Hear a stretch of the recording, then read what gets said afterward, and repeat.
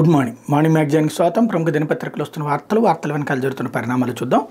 ఈనాడు చూస్తే good morning అంటూనే గుటకాయ స్వాహ అన్నటువంటి వార్తని హైలైట్ చేశారు. కన్ను పడిందంటే ఏ భూమైనా వశం కావాల్సిందే, 100 ఎకరాల కబ్జా, ఆ నేత అవినీతిలో అనంతం అంటూ మేబీ గుడ్ మార్నింగ్ అంటూ ధర్మవరానికి సంబంధించినటువంటి ఎమ్మెల్యే అనుకుంటా, కేతిరెడ్డి గురించి అనుకుంటా ఇది. గుడ్ మార్నింగ్ అంటూనే గుటకాయ స్వాహ అంటే అతను అంటే ఇప్పటిదాకా ఆంధ్రజ్యోతి రోజు కూడా వైఎస్ఆర్ కాంగ్రెస్ పార్టీలో ఉన్నటువంటి స్ట్రాంగ్ ఎమ్మెల్యేలని కరప్షన్ కోణంలో ప్రొజెక్ట్ చేసుకొస్తుంది. ఇక అది పెద్దగా ఆశించింది ఎక్కినట్లేరు, అందుకని ఇప్పుడు లేదా దాని ఫాలోఅప్గా ఈనాడు ప్రారంభించినట్టుంది. ఇవాళ ఫస్ట్ స్టోరీ అయి ఉంటుంది ఇది. అంటే రోజుకి ఒక వైఎస్ఆర్ కాంగ్రెస్ పార్టీ ఎమ్మెల్యే, ఎందుకంటే ఇప్పటికీ చాలా రకాలైనటువంటి నెగిటివ్ స్టోరీస్ ప్రొజెక్ట్ చేశారు కాబట్టి దానికి తగ్గట్టుగా జనంలో ఆశించిన స్పందన ఇంకా వచ్చినట్టు కనిపించట్లేదు. కాబట్టి ఎమ్మెల్యేలందరూ దుర్మార్గులు కాబట్టి వాళ్ళకి ఓటు వేయొద్దు అనేటటువంటి కోణాన్ని ప్రొజెక్ట్ చేయడానికి అయి ఉండొచ్చు. ఇందులో వాస్తవాలు కూడా ఉంటాయి. ఎందుకంటే ఒక ఎమ్మెల్యేలకు సంబంధించి డబ్బులు ఖర్చు పెట్టుకున్నటువంటి వాళ్ళు సంపాదించే ప్రయత్నాలు చేస్తున్నారు అన్నటువంటిది చాలామందికి కనబడతానే ఉంది, గతంలోనూ ఇప్పుడు కూడా. అయితే ఈ మైనింగ్లు ఇట్లాంటి వాటిని జనం సీరియస్గా తీసుకుంటారా, వాళ్ళు దోచుకున్నటువంటి దాని మీదన అన్నటువంటి పాయింట్ ఎన్నికల్లో మళ్ళీ అదే దోపిడీదారులే ఎన్నికవుతున్నారు. ఈ పార్టీలో దోపిడీదారు బదులు ఆ పార్టీలో దోపిడీదారు ఎన్నికవుతున్నారు తప్పించి దోపిడీదారు కాని వాళ్ళు ఎన్నిక కాకపోవడం. ఫర్ ఎగ్జాంపుల్ గాలి జనార్దన్ రెడ్డి, లేకపోతే ఇదివరకు ఇప్పుడు ఎవరెందుకు జేసీ బ్రదర్స్ ఎవరు అక్కడ దోచుకున్నటువంటి వాళ్ళే కదా, లేకపోతే కొట్టిపాటి రవికుమార్ ఎవరు తెలుగుదేశం పార్టీలో ఇంతకుముందు అట్లాగా దోచుకున్నాడని అతని మీద కేసులు పెడితేనే కదా తెలుగుదేశంలో చేరింది. ఇప్పుడు అతను తెలుగుదేశంలోనే కంటిన్యూ అవుతున్నాడు. కర్ణం బలరాం ఇట్లాంటి వాళ్ళు మళ్ళీ ఇటుకొచ్చారు.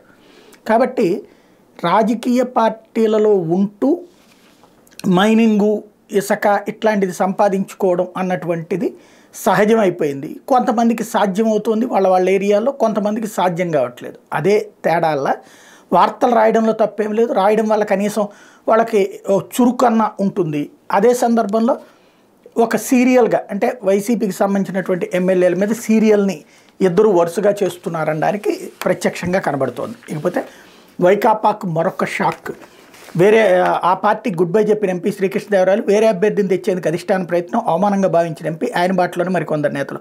ఎన్నికలు సమీపిస్తున్న వేళ వైకాపాలో అసంతృప్తితో బాంబులు గట్టిగానే పేలుతున్నాయి. ఒక్కొక్కరుగా ఎంపీలు ఎమ్మెల్యేలు సంధిస్తున్న రాజీనామాస్త్రాలతో ఆ పార్టీలో అనిశ్చితి నెలకొంది. స్వయంగా ముఖ్యమంత్రి జగన్ మాట్లాడిన మెత్తబడిన నరసరావుపేట ఎంపీ లావు శ్రీకృష్ణదేవరాయలు మంగళవారం ఎంపీ పదవికి వైకాపాకు రాజీనామా చేశారు. తాను ప్రాతినిధ్యం వహిస్తున్న స్థానంలో మరో అభ్యర్థిని తీసుకొచ్చేందుకు వైకాపా అధినాయకత్వం ప్రయత్నిస్తుండని అవమానంగా భావించిన ఆయన ఈ విషయమై ఒకసారి నేరుగా ముఖ్యమంత్రి జగన్ కలిసి మాట్లాడారు. ఆయన నుంచి సానుకూల స్పందన రాకపోవడంతో అవమాన భారంతో పార్టీలో కొనసాగలేక గుడ్ బై చెప్పేశారు. గుంటూరులో మంగళవారం ఏర్పాటు చేసిన విలేకరుల సమావేశంలో ఎంపీ శ్రీకృష్ణదేవరాయలు మాట్లాడారు. గత కొద్ది రోజులుగా రాజకీయంగా అనిశ్చితి నెలకొంది.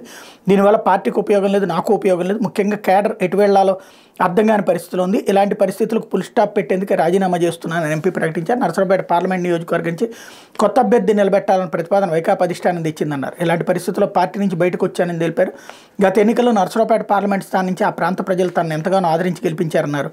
పార్లమెంట్ నియోజకవర్గ పరిధిలోని ఎమ్మెల్యేలు, పార్టీ నాయకులు, కార్యకర్తల సహకారంతో అనేక అభివృద్ధి కార్యక్రమాలు చేశానన్నారు. ఎంపీగా గెలిచి వ్యాపారాలు చూసుకుంటూ జనానికి కనిపించకుండా ఎక్కడో ఉండటం కాకుండా తాను నిత్యం వారికి అందుబాటులో ఉన్నానని చెప్పారు. 15 రోజులుగా నెలకొన్న గందరగోళాన్ని తొలగించేందుకు వైకాపాకు పార్లమెంట్ సభ్యత్వానికి రాజీనామా చేస్తున్నానన్నారు. ఇక్కడ క్లియర్, మంచిదే, వార్త రాయాలి, హైలైట్ చేయాలి కూడా. కేసినేని నానిది ఎందుకు రాయలేదు ఆ రోజున? ఈనాడు రాయలేదు, ఆంధ్రజ్యోతి రాయలేదు, లోపల పేజీలో ఒక ముక్క రాశారు. ఫ్రంట్ పేజీ ఇట్లాగా ఎందుకు పెట్టాలనిపించలేదు అన్నది ఆలోచించుకోవాలి. అంతకుమించి తప్పేం లేదు. వార్త రాయాలనే నేనంట. కేసినేని నానిది రాయాలి, ఇది రాయాలి. నిన్ననే నేను ప్రొజెక్ట్ చేసింది కూడా వైసీపీకి షాక్ అనే పెట్టాం, కానీ వైసీపీ దగ్గర నుంచి ఒకటి పోయాళ్లే అని ఏం పెట్టలేదు. ఎందుకంటే ఒక ఎంపీ ప్రజల చేత ఎన్నికైనటువంటి ప్రజాప్రతినిధి వెళ్ళిపోవడం అంటే ఆషామాషీయం కాదు. కాకపోతే సీట్ ఇవ్వట్లేదు ఇతను. సిట్టింగ్ ఎంపీలకి కొంతమందికి తీసేస్తున్నాడు. ఇప్పుడు బాలసౌరి ఎందుకు వెళ్ళిపోయాడు? సీట్ ఇవ్వట్లేదని వెళ్ళిపోయాడు. కృష్ణదేవరాయలు ఎందుకు వెళ్ళిపోయాడు? సీట్ ఇవ్వట్లేదని వెళ్ళిపోయాడు. అట్లాగే సంజీవ్ కుమార్ ఎందుకు? సీట్ ఇవ్వట్లేదని వెళ్ళిపోతాడు. సీటు ఇచ్చినా కూడా నేను చెయ్యను అనేటటువంటి వాళ్ళు ఎవరన్నా వెళ్తూ ఉంటే ఖచ్చితంగా అప్పుడు మైనస్ అవుతుంది.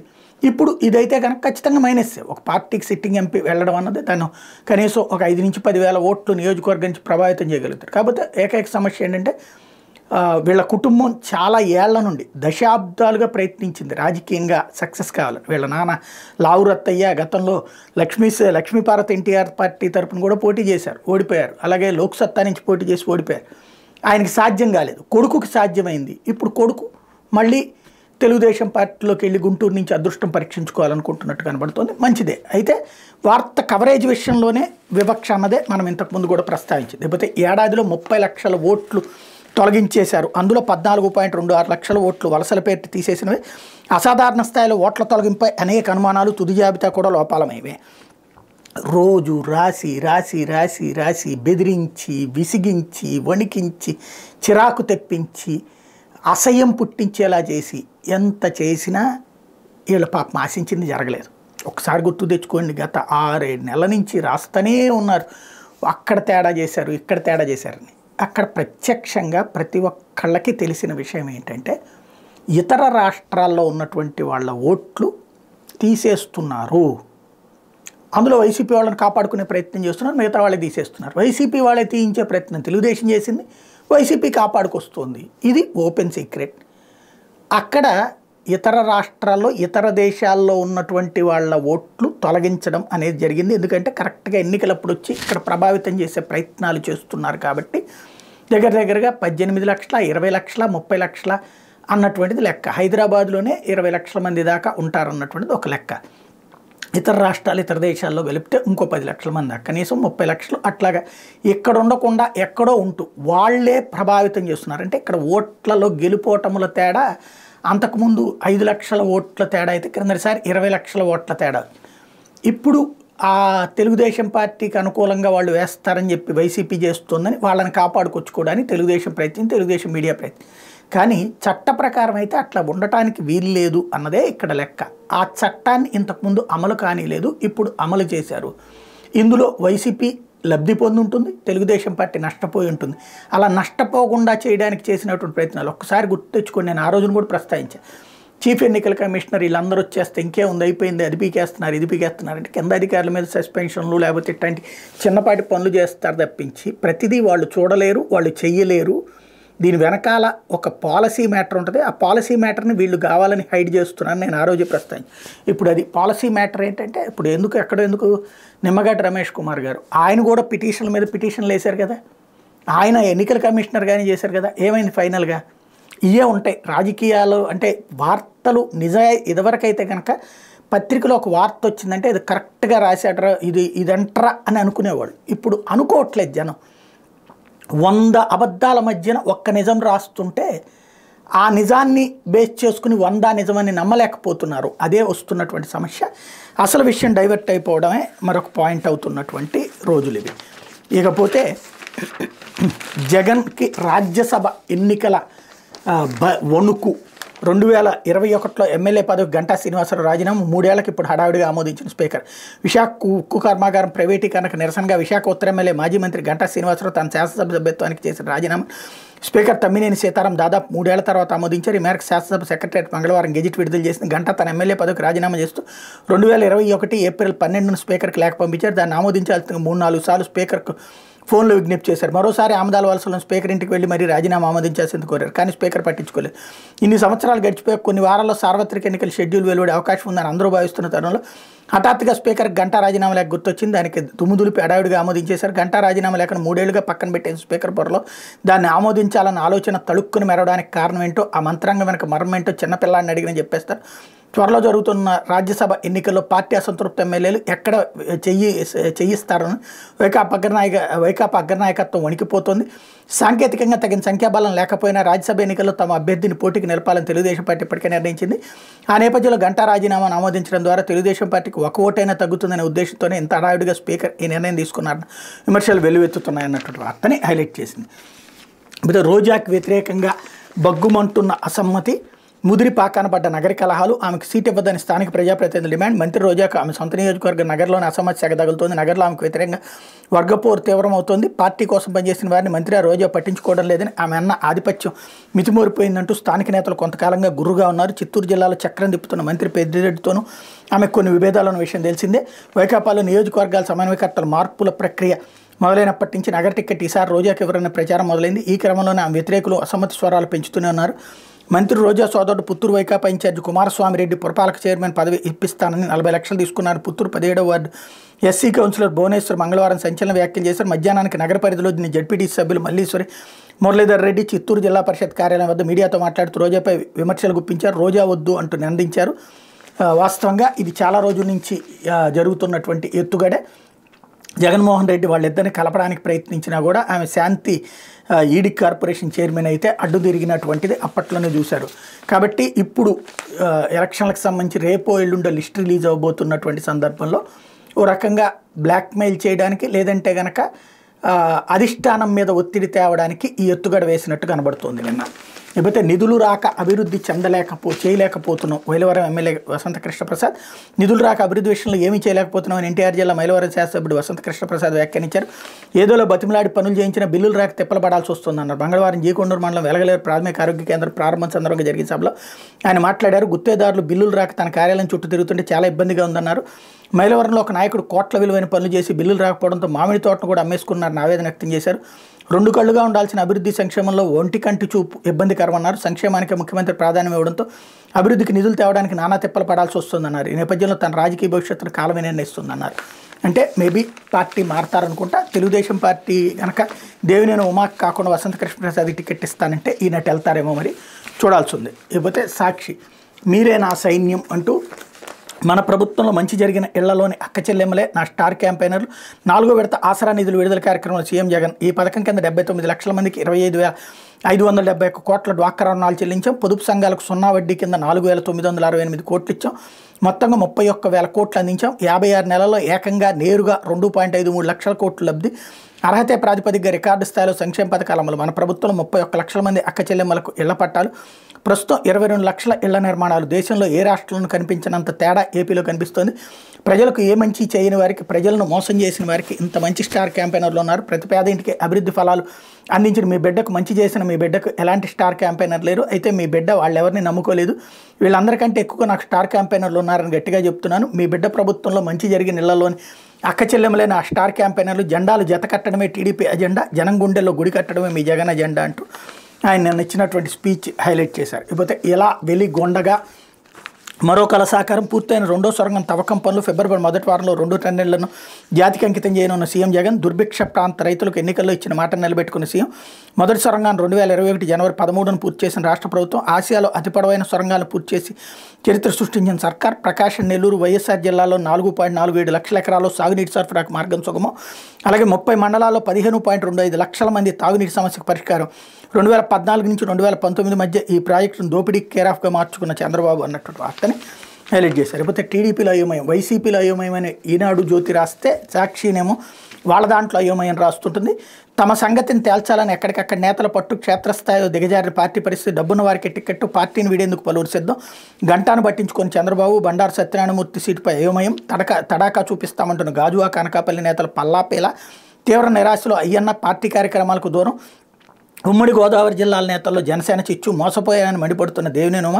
సత్తెనపల్లిలో బొగ్గుమంటున్న కోడెల శివరాం. చిలకలూరుపేటలో పుల్లారావు పరిస్థితి అగమ్యగోచరం. ధర్మవరం రాఫ్తాడులో పరిటాల శ్రీరామ్, సునీత అసంతృప్తి అన్నటువంటి వార్తని హైలైట్ చేశారు. ఇకపోతే థ్యాంక్ యూ సీఎం సార్ అంటూ రాష్ట్ర వ్యాప్తంగా అంగన్వాడీలో ఉప్పొంగిన అభిమానం. తమ సమస్యలు పరిష్కరించిన సీఎం కృతజ్ఞతలు తెలుపుతూ సభలో జైహో అంటూ జగన్ అంటూ నినాదాలు చేసిన అంగన్వాడీలు ఎలాంటి ప్రభుత్వమే కొనసాగాలని కోరుకుంటున్నట్టు వెల్లడి. ప్రభుత్వ సానుకూల స్పందనతో సమ్మెవీడి విధుల్లోకి. గర్భిణులు, పిల్లలకు సేవలపై ప్రభుత్వ చిత్తశుద్ధికి ప్రజల అభినందన. వెర్రితనం, అమాయకత్వం కలిగినటువంటి వాళ్ళు ఉంటే ఈ వార్త నిజమని నమ్మాలి. అంగన్వాడీలు నిన్నటిదాకా చివరికి సమ్మె మీదన చర్య భయంతో వాళ్ళు దీక్ష విరమించారు. జీతాలు పెంచే జులైలోని మొదటి నుంచి చెప్తూనే ఉన్నారు కదా. దాని గురించినే కదా వాళ్ళు చివరిదాకా కూర్చుంది. మిగతా డిమాండ్లన్నీ రొటీన్. పరిష్కరించకపోయినా వాళ్ళు పెద్ద సీరియస్గా తీసుకుంటారు లేదు చెప్పలేం. కాబట్టి కొన్ని పరిష్కరించడం, దానికే ఉద్యమ సంతోషపడిపోతే కనుక అది చేసిన రోజున, ఆ అనౌన్స్మెంట్ చేసిన రోజున చేయాలి. ఇప్పుడు ఏంటంటే వాళ్ళల్లో అంగన్వాడీలు అందరూ తెలుగుదేశానికి ఓటేస్తారా, వైసీపీకి ఓటేస్తారంటే ఉండదు. ఎవరి లెక్కలు వాళ్ళకే ఉంటాయి. ఇప్పుడు వాళ్ళు తెలుగుదేశం వాళ్ళు వ్యతిరేకంగా చేయించారు కాబట్టి ఇప్పుడు వైసీపీ వాళ్ళు అనుకూలంగా ఉద్యమాలు చేయించారు. అంతమించి ఏం లేదు. దీంతో ఏదో మారిపోతుంది అనుకోవడం అమాయకత్వం. లేకపోతే కళ్యాణమస్తు ఉన్నా ఏడుపేనా రామోజీ అంటూ గత ప్రభుత్వానికంటే రెట్టింపు ఆర్థిక సాయం అందిస్తున్న వైఎస్ఆర్సీపీ ప్రభుత్వం. టీడీపీ ప్రభుత్వంలో దరఖాస్తుకే తీవ్ర ఇబ్బందులు. ప్రస్తుతం ఉన్న చోట నుండే వార్డు గ్రామ సచివాలయంలోనూ దరఖాస్తులు నాడు కళ్యాణమిత్రుల ఇష్టారాజ్యం నేడు స్థానికంగానే ధృవీకరణ ప్రతి 3 నెలలకు ఒకసారి నేరుగా వధువు తల్లి ఖాతాకి ఆర్థిక సాయం పేదింటి ఆడబిడ్డలు ఉన్నత విద్యను అభ్యసించేలా ప్రోత్సహించాలనే 10 నిబంధన అయినా వాస్తవాలు వక్రీకరించి ఈనాడు తప్పుడు రాతలు అన్నట్టు వార్తను హైలైట్ చేశారు. లేకపోతే పోటెత్తిన భక్తజనం అయోధ్య బాలరాముడి దర్శనానికి తెల్లవారుజాము నుంచే క్యూ లైన్లు అయోధ్య భక్తజన సందర్భం అవుతోంది. అంగరంగ వైభవంగా కొలువుదీరిన బాలరాముని దర్శించుకునేందుకు దేశం నలుమూల నుంచి భక్తులు సరయూ తీరానికి పోటెత్తిపోతున్నారు అన్నటువంటి వార్తను హైలైట్ చేశారు. నిన్న ఒక్కరోజు 5 లక్షల మంది దర్శించుకున్నారన్నటువంటి వార్త ఇక్కడ కీలకమైనటువంటి అంశం. ఇకపోతే కడపటికి సైకిల్ శూన్యమే అంటూ ఏదైతే కడపలో కూడా సైకిల్ పని అయిపోయింది, భీమవరంలో తెలుగు తమ్ముళ్ళ కొట్లాట తనులాట అంటూ మంగళగిరిలో లోకేష్ ఓటమి తథ్యం అంటూ ఓవరాల్గా ఒక పేజీ అంతా తెలుగుదేశం పార్టీ దెబ్బతినేసింది అన్నటువంటి కోణాన్ని రాసుకుంటూ వచ్చారు. వాళ్ళేమో వైసీపీ దెబ్బతిందంటూ జిల్లాల వారీగా రాసుకొస్తుంటే వీళ్ళేమో తెలుగుదేశం పార్టీ దెబ్బతిందన్నటువంటి కోణాన్ని రాసుకొచ్చే ప్రయత్నం చేస్తున్నారు. ఇద్దరూ దెబ్బతింటారు, ఇద్దరూ సక్సెస్ అవుతుంటారు. ఒకళ్ళు దెబ్బతింటే ఇంకోళ్ళు గెలవాలి కదా, అది ఎవరన్నటువంటిది తేలాల్సి ఉంది. ఇకపోతే ఆంధ్రజ్యోతి వజ్రాలు పొదిగిన బంగారు వాచ్ అంటూ కీలక జడ్జికి సీఎం జగన్ పంపిన 2 కోట్ల కనుక దూతలుగా టీటీడీ ధర్మారెడ్డి వేమిరెడ్డి ప్రభాకర్ రెడ్డి కసిరి తిట్టి విసిరికొట్టి న్యాయమూర్తి 2021 నాటి ఘటన ఆలస్యంగా వెలుగులోకి. ఉత్తరాదిలో జడ్జి కుటుంబ సభ్యుడి వివాహం పిలవని పేరంటానికి ధర్మారెడ్డి ప్రభాకర్ రెడ్డి గెస్ట్ హౌస్లో జడ్జిని కలిసి ప్రలోభాల వల్ల ఏమిటి నాన్సెన్స్ అంటూ తిట్టిన జడ్జి జగన్ ఎత్తుగడలపై న్యాయవాద వర్గాల్లో చర్చ. డబ్బుతో కొడితే ఎవరైనా పడిపోతారు, చివరికి న్యాయ వ్యవస్థను కూడా మేనేజ్ చేసేయచ్చు, ఇది ముఖ్యమంత్రి వైఎస్ జగన్మోహన్ రెడ్డి నమ్మే సిద్ధాంతం. కానీ అన్నిసార్లు డబ్బు పనిచేయదు, నిజాయితీ నిబద్ధత ఉన్న వాళ్ళ ముందు అస్సలు పనిచేయదు. ఒక కీలక న్యాయమూర్తిని ఖరీదైన బహుమతితో మంచి చేసుకునేందుకు జగన్ శిబిరం చేసిన ప్రయత్నం ఆలస్యంగా బయటకు వచ్చింది. ఈ అంశం ఇప్పుడు న్యాయవర్గాల్లో చర్చనీయాంశంగా మారింది. అత్యంత విశ్వసనీయ సమాచారం ప్రకారం ఏం జరిగిందో చదవండి అంటూ ఆంధ్రప్రదేశ్ హైకోర్టులో కీలకమైన న్యాయమూర్తి కుటుంబ సభ్యుడి వివాహం ఉత్తరాదిలోని ఒక రాష్ట్రంలో జరిగింది. అది 2021 కరోనా కాలం. దీంతో హంగు ఆర్భాటాలకు దూరంగా అత్యంత సన్నిహితుల మధ్య నిరాడంబరంగా ఆ వివాహం జరిగింది. అయితే ఆంధ్రప్రదేశ్ నుంచి 2 అనుకోని అతిథులు కూడా హాజరయ్యారు. వారిలో ఒకరు వైసీపీ రాజ్యసభ సభ్యుడు పారిశ్రామికవేత్త వేమిరెడ్డి ప్రభాకర్ రెడ్డి, ఇంకొకరు టీడీపీలో ఆల్ ఇన్ వన్గా వ్యవహరించేటువంటి ధర్మారెడ్డి. పిలవని పేరంటానికి హాజరైనటువంటి వచ్చిన వేళను చూసి ఆ న్యాయమూర్తి ఆశ్చర్యపోయారు. వివాహం తర్వాత ఆయన సమీపంలోని ఒక అతిథి గృహంలోకి వెళ్తుండగా ఆయనతో పాటు వీరు ప్రవేశించారు. టీటీడీ అదనపిఓగా ధర్మారెడ్డితో పరిచయం ఉండటం, ఆయనతో పాటు వచ్చిన వేమిరెడ్డి ప్రభాకర్ రెడ్డి రాజ్యసభ సభ్యుడు కావడంతో సదరు న్యాయమూర్తి వారిని లోపలికి ఆహ్వానించారు. అసలు వీళ్ళు ఎందుకు వచ్చారు అనుకుంటుండగానే వేమిరెడ్డి ప్రభాకర్ రెడ్డి ఒక గిఫ్ట్ బాక్స్లోంచి దగదగలాడే వస్తువు ఒకటి బయటికి తీశారు. అది వజ్రాలు పొదిగిన బంగారు రిస్ట్ వాచ్. ఆ బ్రాండెడ్ వాచ్ విలువ సుమారు 2 కోట్లు. తీసుకోండి సార్ అంటూ దాన్ని జడ్జి ముందు ఉంచారు. అది చూడగానే న్యాయమూర్తి షాక్కు గురయ్యారు. అంతకుముందు తనకెప్పుడు ఎదురు కాని ఈ అనుభవంతో కొన్ని క్షణాల పాటు ఆయన మైండ్ బ్లాంక్ అయింది. వెంటనే తేరుకుని కన్నెర్ర చేశారు. ఆ కానుకను వాళ్ళ వైపునికే విసురుగా తోసేశారు. ఏమిటి నాన్సెన్స్, అసలు ఏం జరుగుతోంది, ఇక్కడి నుంచి వెళ్ళిపోండి అని పరుష పదజాలంతో కేకలు వేశారు. దీంతో వేమిరెడ్డి ప్రభాకర్ రెడ్డి ధర్మారెడ్డి అక్కడి నుండి మెల్లగా జారుకున్నారు. ఆ న్యాయమూర్తికి జగన్ వ్యవహార శైలి, ఆయన వెంటాడే తీరు బాగా తెలుసు. దీంతోపాటు తన బాధ్యతగా మొత్తం విషయాన్ని లేఖ రూపంలో అప్పుడు సుప్రీంకోర్టు దృష్టికి తీసుకొచ్చారు. టీటీడీఓ ధర్మారెడ్డి ఎంపీ వేమిరెడ్డి ప్రభాకర్ రెడ్డిపై సుప్రీంకోర్టుకు ఫిర్యాదు చేశారు. నిబంధనల ప్రకారం ఈ వ్యవహారంపై నిఘా వర్గాలతో విచారణ జరిపించాల్సి ఉంటుంది. అయితే ఆ విషయం అంతటితో ముగిసేలా జగన్ మేనేజ్ చేసినట్టు సమాచారం. ఆ న్యాయమూర్తి సుప్రీంకోర్టుకు రాసిన లేఖ గురించి ఇప్పుడు చర్చ మొదలవడంతో ఈ మొత్తం అంశం వెలుగులోకి వచ్చింది అంటూ తొలగించి న్యాయ వ్యవస్థ మీద కన్ను అంటూ వాస్తవంగా ఇందులో జరుగుండొచ్చేమో. వాచి ఇవ్వబోయి ఉంటారు, ఆయన తిరస్కరిస్తే యువతలకు వచ్చేసి ఉంటారు. ఆ న్యాయమూర్తి గారు రాసి కూడా ఉండొచ్చునేమో. కాకపోతే ఇది ఇప్పుడు వెలుగులోకి వచ్చిందంటే అప్పుడు ఎందుకు యాక్షన్ తీసుకోలేదు? ఇప్పుడు వీళ్ళు చెప్పిన వార్త ప్రకారం అయితే అప్పుడు జస్టిస్ రమణ గారే ఉన్నారు, పెట్టేస్తే సరిపోయి ఉండేది కదా. రెండవది, జ్యుడిషియరీని జగను రాజశేఖర రెడ్డి మేనేజ్ చేయబోతున్నారని కథనం రాసుకొచ్చారు. ఆంధ్రప్రదేశ్లోనే కాదు, తెలుగువాడు ప్రపంచంలో ఎక్కడున్నా జ్యుడిషియరీ మేనేజ్మెంట్కి ఎవరు ప్రయత్నిస్తారు అన్నటువంటిది అందరికీ తెలిసినటువంటి సత్యమే. దాని గురించి లేదు జగన్ ఎట్లా మేనేజ్ చేయబోతున్నాడు అంటే జగన్కు వచ్చేటువంటి కేసులు ఎట్లా ఉంటాయి, జగన్ని ఎలాగ వెంటాడుతున్నారు న్యాయస్థానాల ద్వారా, రామోజీరావు గారు ఎలా తప్పించుకుంటున్నారు, చంద్రబాబు నాయుడు గారు ఎలా తప్పించుకుంటున్నారు అన్నటువంటిది ఓపెన్ సీక్రెట్. చంద్రబాబు గారికి ఇప్పుడు ఏంటది, అంబులెన్స్ పక్కన లేకపోతే బ్రతకలేని పరిస్థితి ఉంది కాబట్టి, తీవ్రమైన అనారోగ్యాలు ఉన్నాయి కాబట్టి బెయిల్ ఇచ్చారు. అంబులెన్స్ ఇప్పుడు ఎక్కడైనా కనబడుతుంది చంద్రబాబు గారి దగ్గర? అయోధ్యకి వెళ్ళారు, ఏమైనా కనబడిందా? ఎవరిని మేనేజ్ చేస్తున్నారు వాటిట్లో? లేకపోతే రామోజీరావు గారికి సంబంధించి ఆయన మార్గదర్శిలో డబ్బులకు సంబంధించి ఈ రోజు వరకు కూడా ఆ జిల్లాలో డబ్బులు పెట్టట్లేదు ఆయన. ఆ విషయం మీద విచారణ జరగకుండా పొద్దున పూట ఆఫీస్కి ఎందుకు వచ్చారు, సాయంత్రం పూట ఆఫీస్కి ఎందుకు వచ్చారు, ఆ నోటీస్ ఎందుకు ఇచ్చారు, ఈ నోటీస్కి ఎందుకు ఇచ్చారనినే విచారణ జరుగుతుంది. అప్పుడు ఎవరిని మేనేజ్ చేస్తున్నారు ప్రజలందరికీ తెలుసు. కాకపోతే అది జగన్ కూడా మేనేజ్ చేయబోతున్నాడు అన్నటువంటి విషయాన్ని ఇప్పుడు జ్యోతి వాళ్ళు ఓ రకంగా వైసీపీ వాళ్ళకి సంకేతం ఇచ్చినట్టయింది. మరి సుప్రీంకోర్టు ఏం చేస్తుందో చూద్దాం. ఇది దినపత్రికలు వచ్చిన వార్తలు వెనకాల జరుగుతున్న పరిణామాలు.